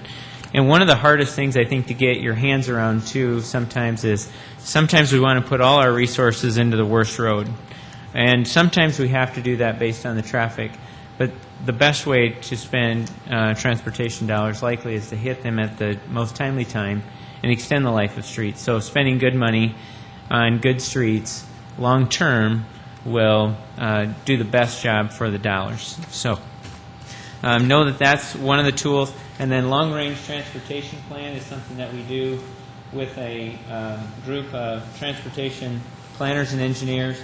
And we look at what the needs of the city are and in the whole metropolitan area through with CCOG, and we identify what key vital corridors need to be built, either for capacity, whether it's just a right turn lane, or we have to go from a 2-lane rural road to a 5-lane road. That's another tool. That's called the long-range transportation plan. And then just anecdotally on top of that is just institutional knowledge. What are we hearing from citizens?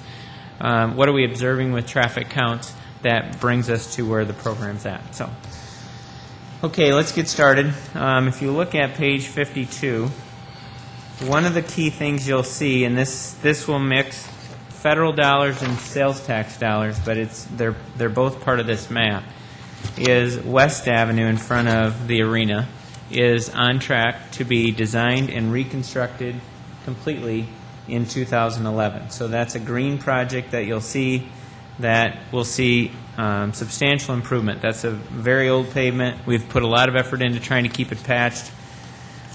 We talked about Russell Street. I won't get off track too much, but Russell Street is planned for reconstruction in 2013. Okay, so the asphalt overlay that we're doing this year is to get those the users of Russell Street a good smooth surface for a 3-year period, and then we'll reconstruct it.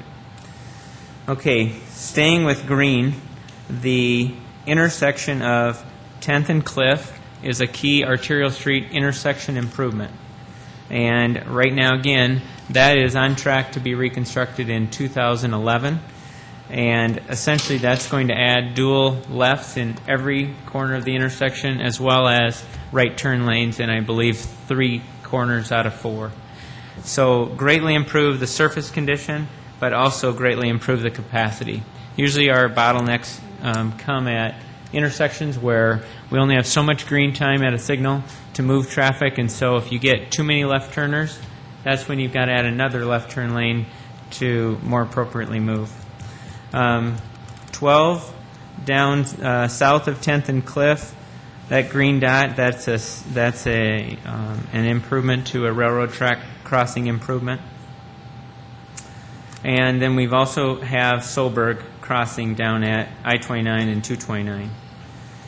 Now, you'll see that as a part of the major reconstruction plan, which is the dotted green, the 3 projects that we talked about was 10th Street, and that's 10th Street from Kiwanis to Western, and we will likely also do some work over to West in conjunction with that plan, but that's, since they're not categorized in here by year, they're just shaded. Just try to stay with me if you would.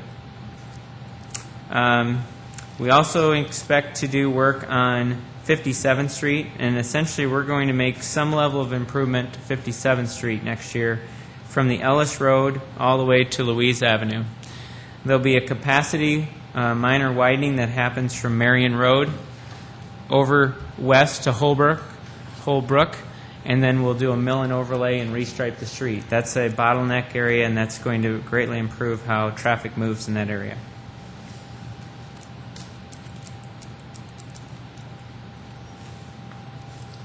And then the other key reconstruction project that's been planned for 2011 is 14th Street from Minnesota Avenue over to Phillips Avenue.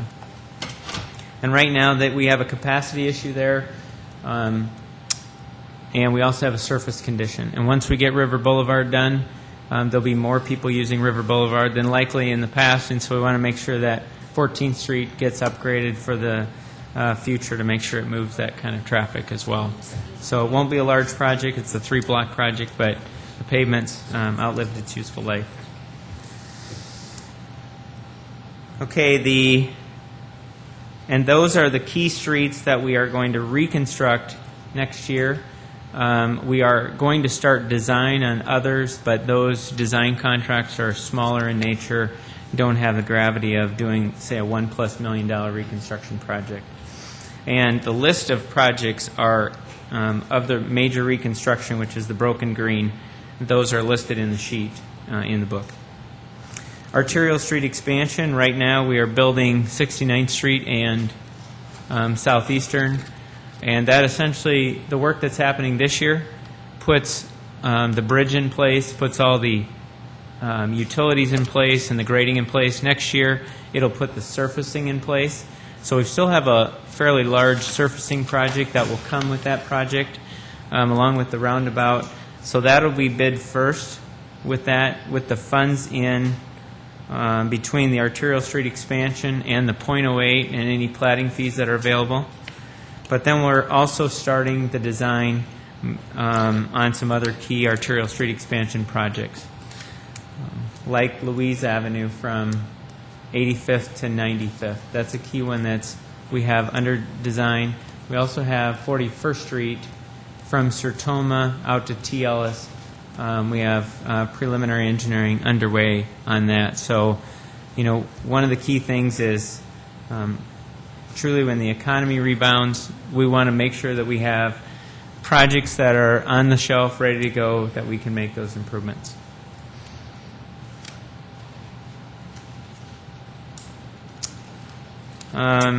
Reconstruction projects, to drill down a little bit smaller, is that as a part of the streets CIP, we'll be covering, again, probably about 1,200 blocks of asphalt surface improvements, as well as about 20 blocks of neighborhood streets that get reconstructed.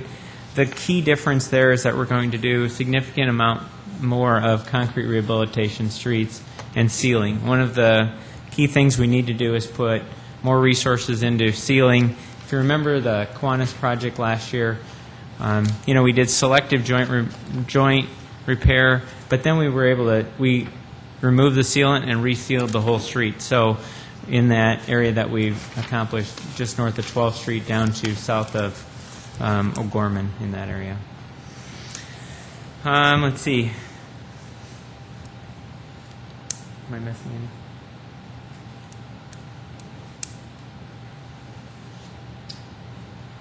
any? We have some other projects. They're smaller in nature, doing more bridge rehabilitation, but the overall, those are the key streets that you're going to see. We obviously we cover a lot of blocks in the streets CIP, which, when we're affecting, in this case this year, almost 10 neighborhoods, going in, upgrading handicap ramps if they're not upgraded, addressing any utility issues, whether it's a water main, a hydrant on a water main, a sewer, a manhole, and then resurfacing the streets. That covers a lot of blocks, and that's obviously why we've got that listed as one of our key priorities. So, other than that, Counselor, that's essentially the 11 program. So, and if it would be helpful, we could merge the map that has 2011 and 2000 of engineering and streets onto one map. The one thing that I would caution you on is that we are still, just looking at the view of the roads for the mill and overlay and the microsurfacing, which affects a lot of blocks. Those are, we're still turning out a lot of work for this year, and so we normally really focus on that toward the end of the third quarter, start of the fourth quarter, so we can design and then take those projects to bid. So if we show them on a map, if we expect to mill and overlay or do a microsurface, sometimes we do switch priority because we've still got a good length of this year left.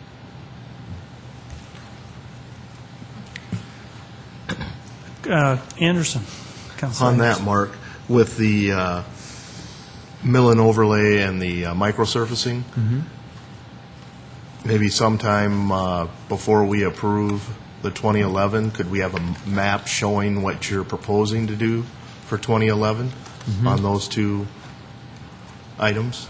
Certainly, and we've got a preliminary map started in the back of streets, which is on that page 75, Counselor, but we can further refine that based on the information we know today and just turn on the green, which is, and again, this only shows mill and overlay, doesn't show our mic surfacing, which, as you know, covers almost twice as many blocks as what we do on the. That's why I was asking, because I noticed a couple areas that you and I have already discussed for microsurfacing that wasn't on this map. Right, and, So- and a lot of times we don't show it on here because, and we can, it would, it'd be a lot of streets by color over a 5-year period, but, and the fact that we usually only impact those neighborhoods for about 2 to 3 hours, we don't put them on this. That's been our philosophy in the Right. past. We can certainly adjust to that. But even so, if you just had a separate map, the same map, with just the microsurfacing, Okay. that way people could actually see that and see how much we really are impacting. I Right. think that might be helpful, too. Okay, we can certainly do that. Any other questions? Councilor Brown?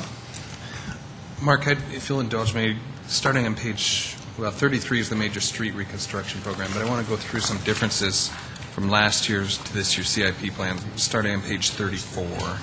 Some of these, I think, probably got grouped into the major street reconstruction program, but I just want to confirm some of those. Okay.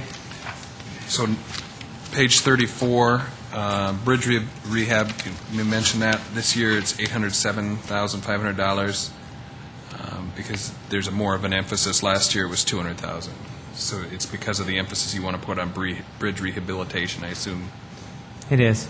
It's very expensive if you don't proactively manage the structures. And so before we funded it, Counselor, we asked for a study in advance. And so our team went back and looked at the inspection reports. We also had the information summarized. And this is the level of program we feel like we need to just make sure that they operate so they don't, we don't go into some very extensive repairs. And some of them are just as simple as we want to make sure that the handrails are painted. We have a lot of pedestrians that use these, and I'm not sure what the exact prescriptive time is to sandblast and paint, but our team does, and so you're going to see more of an emphasis. We're doing some this year on River Boulevard. So, okay. Page 35 was a $4.6 million project in last year's. Now it's $139,000. For West Avenue? Yes. The federal funds, the key thing there is that the federal funds were in last year's book. They're not in this year's book, and so that's why they're. It only shows the local city share. We'll still leverage all those federal funds that were shown last year to do that. One of the things that the state usually does not like to do is that if we have, like on page 35, if you look at that, there's some sales tax of $23,750. There's some water fees and some water reclamation. Normally, we have to put those plans together separately. They bid them together, lowest combined bid, but the state doesn't prefer to have utilities in their projects. So that's why you see it separate here. Next page, arterial street expansion, page 36. The difference was, it was 82.5 million last year, 39.8 this year, and I assume that's because you're talking about reinvesting in existing streets instead of expanding. That's correct. Page 39. School district park site coordination. Last year's 1.4 million, this year 3.6. One of the key things that we, we got to a point where we wanted to make sure that the Harmadon Park entrance, that the timing was solid, and so now that's been identified and funded in 2011, and then we've got just other prescriptive projects that are put in there, and I can get you a list of what we expect those others will be, but I would think that the school district is planning a middle school and new elementary that will be west of Maple and Marion at the half-mile mark at Valley View, and I would expect some of these dollars in the out years in 13 are for the city's portion of that Valley View Road. Okay, that'd be two projects that that we work in conjunction with the school district or the parks to make sure that if the city owns land, that we fund it. And those projects, unfortunately, they can come up really quickly because all of a sudden we can have one area of Sioux Falls that just grows, and we don't only need a road to a new school.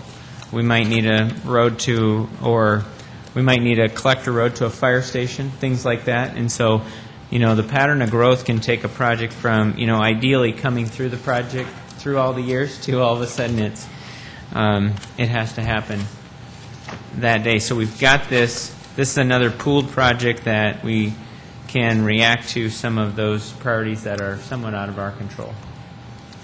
Page 41 is a new one, I believe, the Collector Street expansion that didn't exist in the previous CIP book.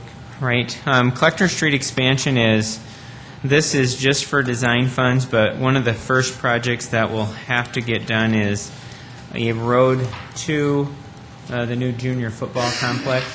And all that land on both sides, well, the city owns a small portion, but for Benson Road, which is west of, and this is the portion that's east of Westport, sorry. Sanford owns on the north, Bob Hall owns on the south, and so this would start a project that would allow us to start design in 2011, and then likely between Public Works and the Parks Department, along with Finance, we'll have to find a way to fund that road and then assess it back to the adjacent property owners. Okay? Which will likely be some form of a bond.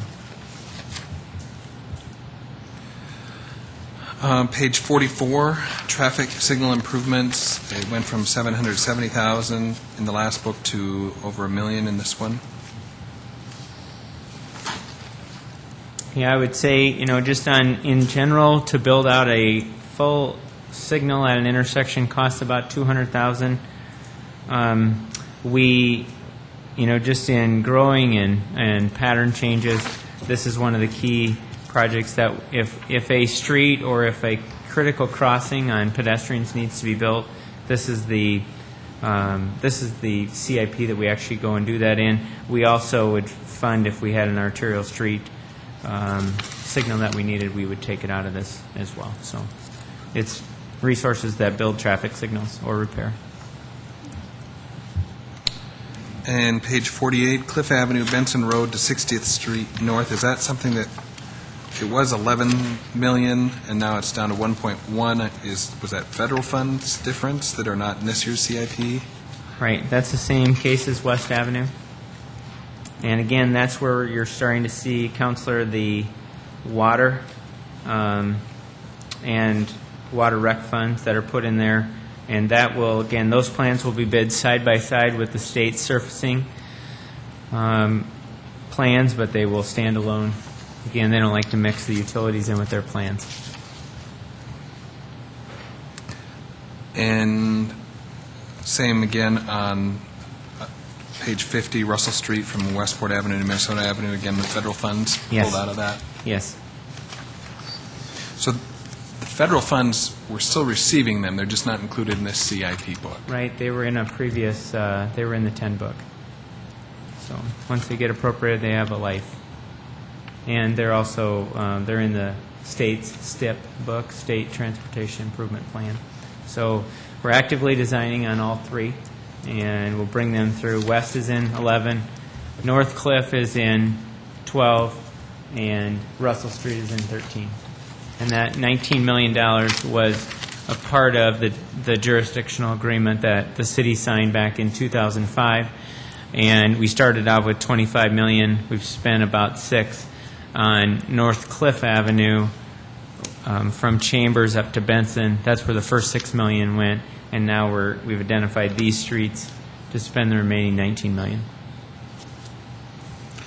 Page 71 under highways and streets, there's $1 million less for overlay and seal coating compared to the last book.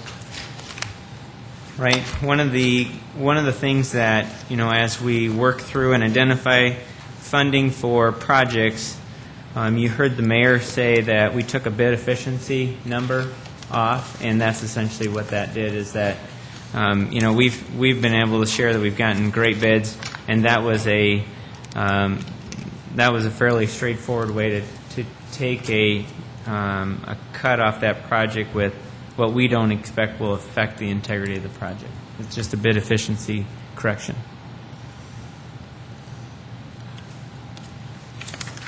Next, page 72, concrete pavement restoration and joint replacement. That's increased. It's almost doubled because of your emphasis on maintenance instead of expansion. Mm-hmm.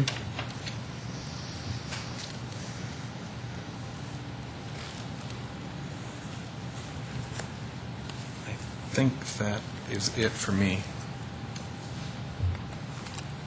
Yes. Any other questions? Deborah? Thank you. I'm wondering, Mark, if you have a summary of those federal funds and how they relate to each of these CIP projects, would that be helpful for all of the council too? Since we had received that in the past, and you would know what those funds would be, would that be? It was a little bit confusing going through here when the federal funds were not included this time. Right. Well, and it's just like the road relocation. It's still a key project for the city, but it's in last year's book.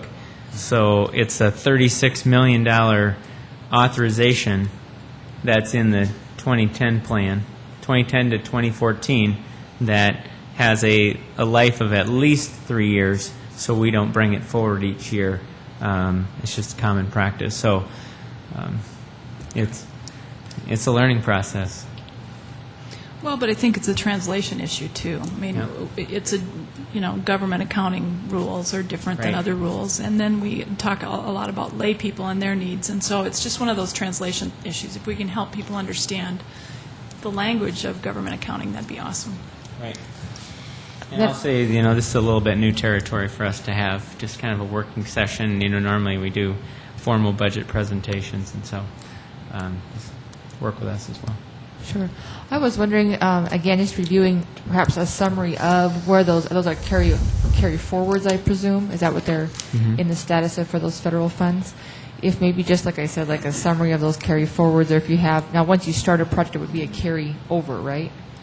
Well, there's actually all the active capital projects are in your monthly financial report. Yep.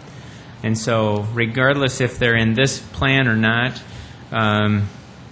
this year, you can always go to the monthly financial report that the finance team does, and you'll see the authorization in there because everything gets reconciled. You always hear two numbers. You'll hear, here's what the 2011 capital plan is, and then we have two other things. We have carry overs and carry forwards. Carryovers, it might helpful to remember is that that's an active project. I always remember it that if it's an O, that means a purchase order's been issued to some contract either to design something or to construct something.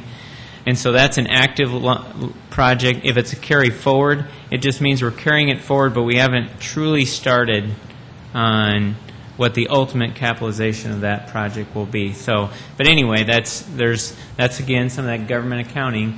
But at the beginning of the year, finance reconciles what is in everyone's capital plan for 2011, and then they also work with us on what's in the carryovers and carry forwards. At the end of the day, you get a list of what are all the active capital projects, and that's in your monthly financial report. And those are ones that, if you have questions on those at any given time, we can address those too. Councilor Jameson, since there's a fiscal committee, we talked about that last week. I think a good reminder for Gene Roanhorse why we should continue those CIP in the monthly reports that come to the council, so we can see that those projects are still out there. Right. One more question, if I Yes. could. Just to clarify, and pardon me, Mark. So the federal dollars that are in the works for these 2011 projects have already been, you're saying, appropriated last year by council. Will there be any new federal dollars?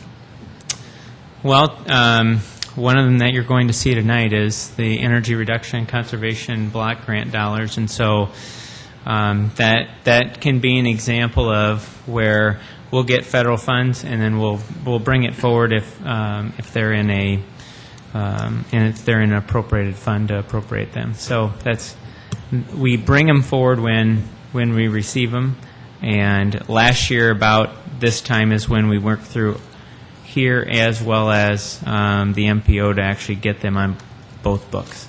Okay. So, Thanks. yeah. But I would key in on that monthly financial report. That's a complete list of all the active projects. And then the 2011 projects, as you look through this summary sheet, it's just everything essentially that has a number in this 2011 request column. And other than that, one of the things that I would always stress is that it's a plan. I think there's been some discussion on is, will we be okay if we take dollars away from expansion today? And I would tell you that I believe we will, just based on a lot of the factors that we see. And we also take a drive on the outskirts of town. But I do expect that just with normal maturity of those subdivisions, that we're obviously going to have to expand our system. And that's what the plan shows. But I also think that one of the key things we've always done is that sort of priorities will evolve on us, just like the flood control issue hit us last year, 2 years ago now, is that, I think we could have made the decision, are we going to do about $2.5 million a year with federal funds and wait about 10, 12 years to get that work done? But then on the backside of that issue came FEMA, and FEMA, they're under a federal mandate to update maps, and so that's when that priority evolved, and we went forward and actually issued a major bond, and now you'll see in the capital plan there's about $2.1 million worth of debt service that's in there, and so I wouldn't say that the state of the streets is a cosmos to Sioux Falls, because we heard it with all the major cities in the region. As far as New York having 40 pothole patching crews, we have people on our team that haven't seen streets like this in 20 years, and so it's a priority that's evolved. I think that we've matched dollars to correct it. I realize it's a long discussion, because many of us put a lot of time into actually putting together the arterial street expansion package, and it's a good package. It's going to stick, and but that's the additional information I just share on things. It's a plan, but we also have to be able to look at the data in front of us and adjust, and that's what we believe we've done.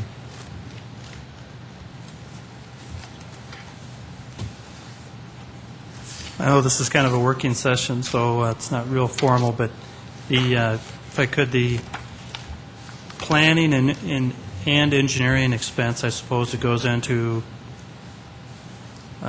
preparing for the next year's CIP. For instance, just recently, there was $2 million that was reallocated towards reconstruction or maintenance of streets, taken out of other projects. The engineering that went into effect to I don't know what money was spent prior or planned to be spent. I guess I just want to make sure we have this understood that if once we adopt the plan, you and your staff go to work engineering that work. In some cases, that's all that's required is the engineering work. Others, it's the construction of. Do we have any plans that are now on the shelf that have been engineered that are not deemed a priority? I'll ask. Do you have anything on the shelf right now?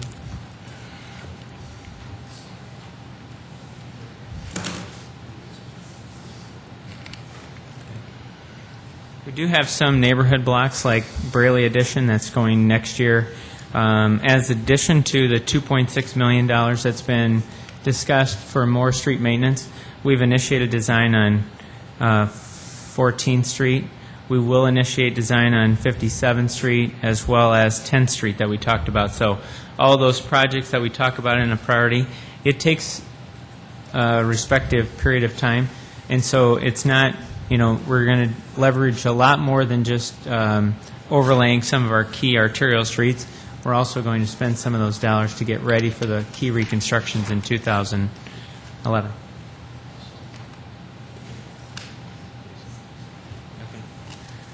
Chad has also said that Maple Street from Career to Marion Road is also designed on the shelf. The things that we're going to keep working forward there is we got a major private utility relocation, as well as we have land to purchase to make sure we can get that full section in there. So that's off the track of reconstruction, but I just want you to take away that it's a balance. We're certainly not shutting down expansion. We know just natural population growth here. We're creating more trips, but we are. So we're still designing some of those key streets so that they're on the shelf, ready to go when conditions improve. I just want to be clear, though, when they get put on the shelf, they don't rot and deteriorate and turn into unusable engineer work. It's just something that is delayed, and maybe rebidding would have to occur. But right, normally we wouldn't bid it. Once we bid something, we're ready to follow through. I will tell you, if a set of plans sit on the shelf for 2 years, we're probably going to re-engage that engineer and say, because in that time, there could be 3 new private utilities that have gone in. We're going to want to make sure that the plans are accurately reflected. There could be other conditions. There might be a new commercial store or a subdivision that's built that we want to make sure that the plans fit in really well. So sometimes that's all we have to do is we'll pull the shelf off, make sure the field survey is still accurate, and then we'll just repackage and ready to bid. Councilor Brown? Mark, I'm looking at the first fold-out sheet again in the back. So all of those streets that are pulled out, are all of those folded into the major street reconstruction program? Or are some of those projects just plain gone? Well, it's a little different. Like Ebenezer Avenue, there's been a limited push lately, and so at this point, and I can tab into that. Let's grab that priority. Okay, first. Okay, right now Ebenezer Avenue, and that's going to be a fairly expensive extension because that connects 26th Street with 12th Street, and it's halfway between Marion Road and I-29. Now, there's been some development out there, but one of the key pieces there is we'll need a bridge to cross the Big Sioux River. So this was initially some seed money to do some preliminary engineering to identify some of those costs. And one of the keys is that it's basically a collector street, but I think it's going to be very difficult to assess a bridge. I mean, as long as I know, the city hasn't done that. And so, and likely that's a $3 to $4 million structure. It's a fairly long structure. And so we've, at this point, until there's more push, that's not in the 11 approach. Cleveland, from 10th Street to Rice Street, we've got some significant issues, and I may have Chad talk a little bit more to this one because that one's been under design. We've done a study, but we've got, until we can actually accomplish what we need to accomplish out there. You want to talk about some of the factors? Yeah, we have started design work on that stretch of Cleveland Avenue from Rice up to 10th. The intersection of 6th and Cleveland is in very good shape, but as you go north towards Rice, you have large apartment buildings and complexes that have one way in and one way out. So we're dealing with right-of-way issues, sequencing of the project, of keeping traffic there. The grade there is tough. There's a lot of expansive soils, so but we have started design, and it's going to be a challenge to get it done, but we'll get it done. So it's in the program. Well, actually, now I'll speak to that. That's one of the key streets that's been identified with the additional dollars is we've got some surfacing issues, and we're actually going to overlay that street curb to curb. And so we do expect that we're going to get some significant life out of that pavement that's going to happen this summer. Okay? Mark, on that also, is that going to include those two intersections, the 10th Street intersection in Cleveland and then the Rice Street intersection? I've had a lot of calls about both those intersections. Right. It's extensive right-of-way purchase, and it would not for the work that we'll do in 2010. It'll The just be the reconstruction will, but again, it's a tough link. You know, we've got some commercial businesses that are built right there. They're successful, and the land that's needed is one contributor, but it's also so close to 229 that it's going to be a challenge to see a substantial improvement in traffic operations based on the amount of dollars that it's going to take to reconstruct those two intersections. I'm extremely concerned about the Rice Street because of the traffic that is going through that intersection, plus being connected to 229. It's just a big question at that intersection. Right. Especially the lighting, I guess, is what I'm. Yeah. Lighting on Rice Street. There's a lot of confusion there. Yeah. Yeah. Yes, Rice Street's also one of the key projects that's been identified because we have some severe surface improvements that are needed there. So that'll have a similar treatment as Russell and Minnesota by the end of this year. Okay, I'll keep going through them, Counselor. The next one is Cliff Avenue from 49th Street to 69th Street. We've got some of that project that's in the expansion program. Certainly the portion that's south of 69th Street, that brings a lot of residents in from Harrisburg, and so that portion's actually been put into the arterial street expansion, and we're looking at what we can accomplish from 49th Street to 69th Street. The next project, 10th Street from Western to Kiwanis, that's the one that will be reconstructed next year to allow us to essentially complete the Braley addition. That's the key collector. We're going to look for opportunities there to widen so we can potentially get a bike lane in and just have a lot better traffic flow on that section. Sycamore Avenue and Benson Road improvements. This is out by the water reclamation plant, and this is what we're going to do this year, Counselor, is that we're starting to get more traffic up in that area. With the two businesses that built, there's some warehousing businesses that built, so we're going to do a slope flattening to improve sight distances, and we're going to work that in the plan. We actually have Sycamore designed from Benson Road to 60th Street North, and again, it will become a discussion on the timing of when we do Benson. It's still limited. It's very heavy truck traffic that uses that. And so we put, a significant amount of effort into the gravel roads out in that area. And then the Phillips Avenue extension, that's a small road that's north of Falls Park that we're going to look at potentially doing an asphalt overlay. It's an asphalt street today. And so again, whether it's a reprioritization or if it's a project for next year, that's kind of the status of those projects. Now, Mark, didn't we originally have like the southeastern 18th to Southeastern Avenue. I thought we had, was that this year we're doing Southeastern also? From like 18th to 26th? I thought we were doing some stuff there in conjunction with Arrowhead or with River Boulevard. Not this year, but it is a part of that list of projects on page 33 for Major Street reconstruction.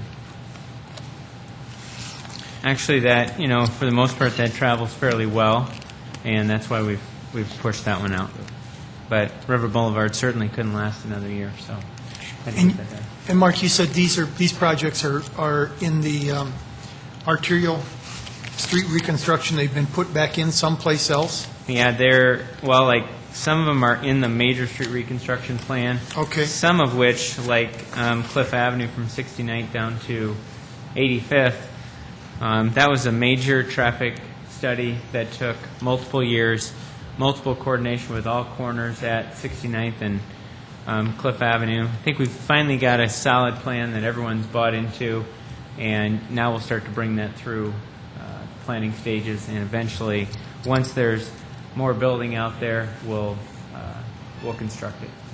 So our intersections right out there right now are the limiting factor, and that's where we'll likely focus on first. Councilor Brown? Mark, the map on page 52 again, it shows the Major Street reconstruction, and specifically I wanted to ask about Minnesota Avenue. What year is that to happen again? Well, Minnesota Avenue, and on that map, Counselor, it shouldn't be, the broken line should not be on from about 18th Street south, because that's the color for Major Street reconstruction. We just seen that today. But essentially what we're going to do is by the first week in August, we'll bid the pavement rehabilitation project from about 18th Street up to Russell. It's not quite to Russell. It's about a block short of there where the concrete's good. And then our goal is to start the design in 2011 with the reconstruction dollars, and then in 12 reconstruct it. And it may take us, based on the level of utilities that need to be improved, that it may take us 2 years to actually go from Russell Street down to 18th Street, but that's our plan. Our plan is that, when we overlay a street like Louise Avenue from 41st to 49th, that pavement was in decent shape, and so we know we can get some life out of that asphalt overlay. We're not that confident long-term about doing that much work to Minnesota Avenue. So this is, obviously a lot of people use Minnesota Avenue. It's going to be a great improvement, but we also want to make sure that we start again in 11, design the reconstruction, and then begin to reconstruct from the north to the south. So. And then on 41st Street, it shows Major Street reconstruction to west, starting a little east of Louise, going all the way out to Sartoma. Mm-hmm. When will that work happen? Well, we've got a pavement rehabilitation program that is scheduled for this year. That was a part of the $2.6 million that we identified, and of which $600,000 is state funds. That's from I-29 to about 1,100 feet west of Marion Road, and then the intersection of Marion Road will have joint and spall repair done in 2010. And then, again, we'll have to work through bringing Marion Road up to standard over the 5-year period, as well as those other streets that are coded for Major Street reconstruction. And those two projects, Minnesota and 41st Street, leads me to the bigger question. Years ago, we agreed to take over those streets, the maintenance, in exchange for the state working on South Dakota 100. As I understand it, the state is not living up to that agreement. What are we doing about it? Well, the last discussions that we've had on it is that we were, the goal was, as I've talked to Secretary Berquist, was to get the 85th Street interchange IJR complete. So we knew that had a green light from federal government to actually build. We voiced the same concerns. Some of the streets that we have some of the most need to do this year are these streets that we've taken back through this jurisdictional agreement. Again, at least the sourcing that I've done streets weren't in this condition when we signed the agreement, but there's certainly the key, Minnesota Avenue, for example, is one of the key streets that we're taking the most complaints from this year. And so the one thing that I would say that I think is very subjective is if they're going to meet any reasonable timeline on South Dakota 100. They have told us to move forward with the $19 million to reconstruct West, North Cliff, and Russell. They've built South Minnesota Avenue from 69th to 85th. That was a brand new street that went in the last 2 years. So they've done parts of the agreement. I wouldn't say that they've completely not followed through.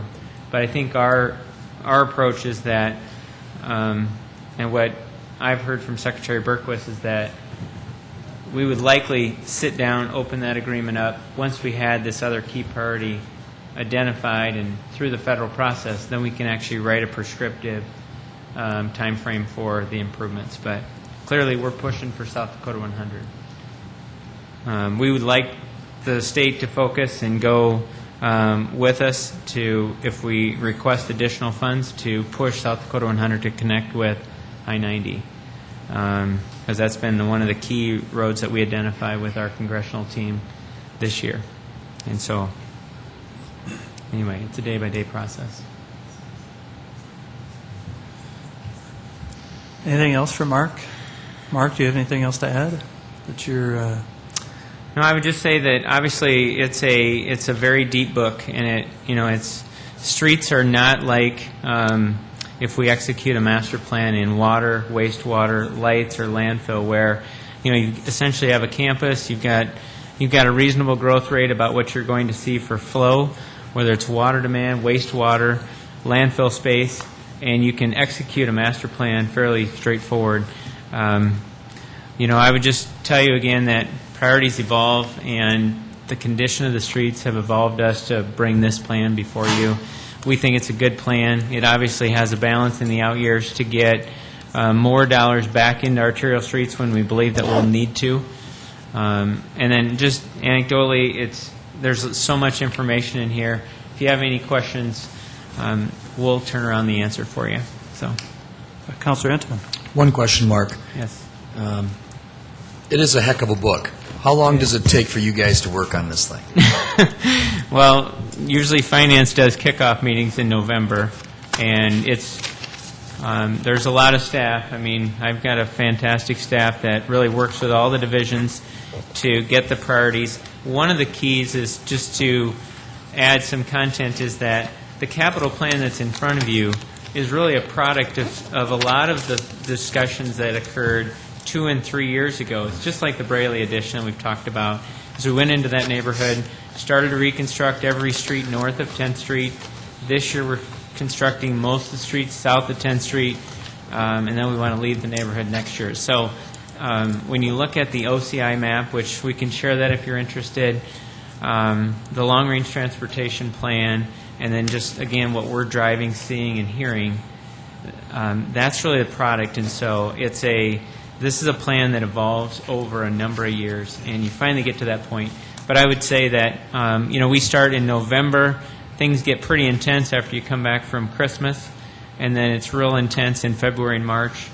And then we have somewhat of a gap before now coming back. So, but it's a live document, I'll say, because we never stop talking about it. Thank you very much. Okay, thank you, Mark. Okay. If we could, if there's nothing else, we should adjourn, and I'd like to mention to the councilors and the audience that we would reconvene at 5:15 for the committee meeting, the Public Services Committee meeting, which will be held right here in this room. So 5:15, we'll re-adjourn. Otherwise, this meeting is adjourned.